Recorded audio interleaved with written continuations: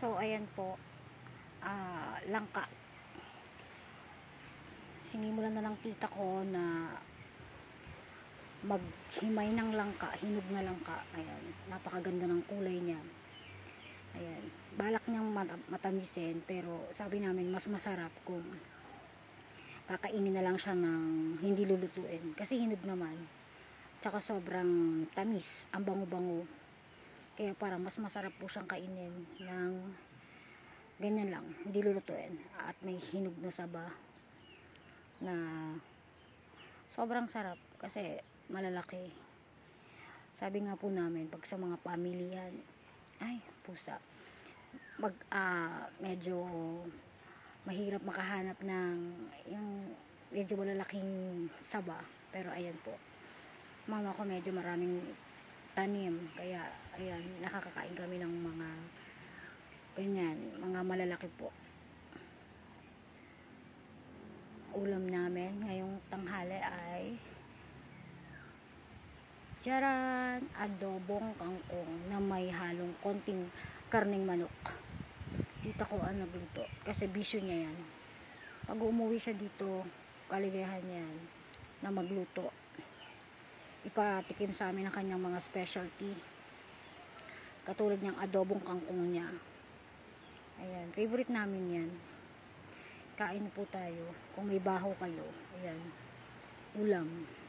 ulalam.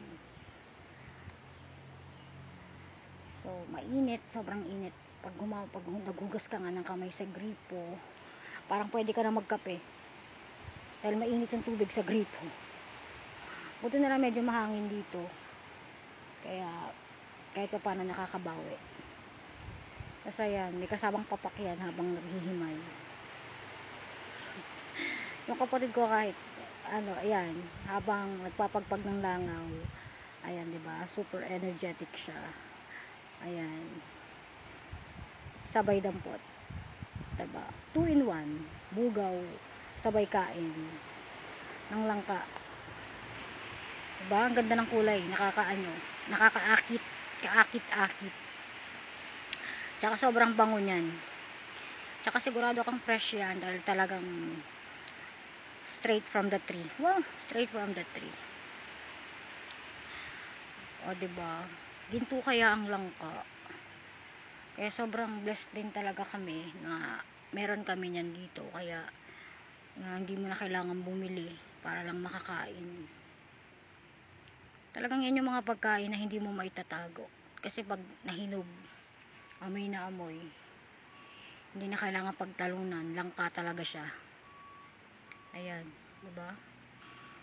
Yung tita ko hindi masyadong mahilig maghimay. Ayan, napipilitan lang siya.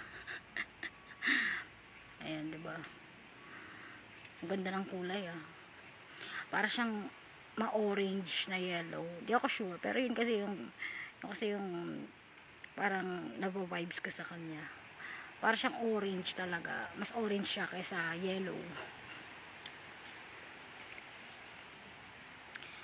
So yan, 'di ba? May mga kita ebidensya.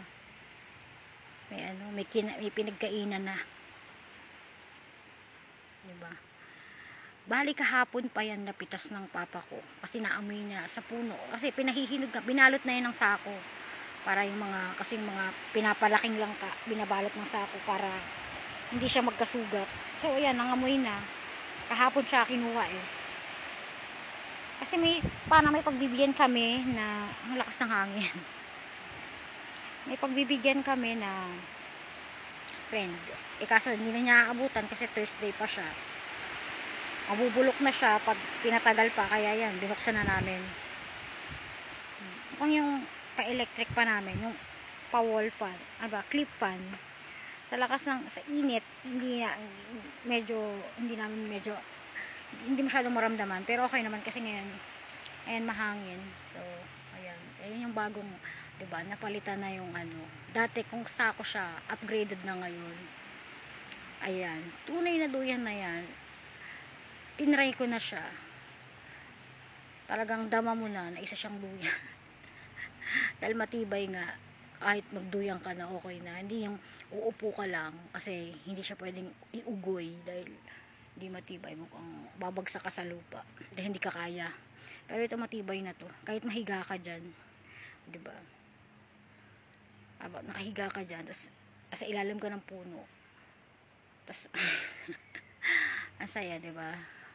Damang-dama mo dyan ka sa may tabi ng ay ng Nyog Junior, di ba?